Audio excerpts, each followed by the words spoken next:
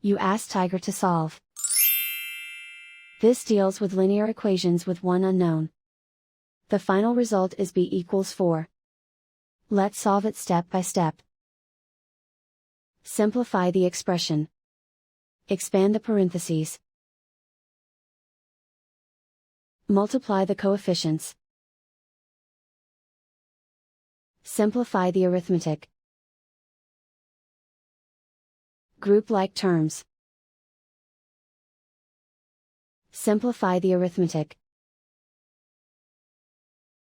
Group like terms. Simplify the arithmetic. Group all b terms on the left side of the equation. Subtract 2b from both sides. Group like terms. Simplify the arithmetic.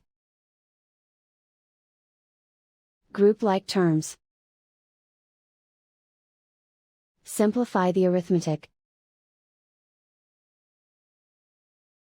Group all constants on the right side of the equation.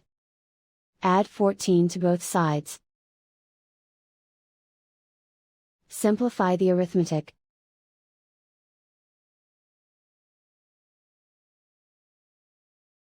Isolate the b. Divide both sides by 2. Simplify the fraction.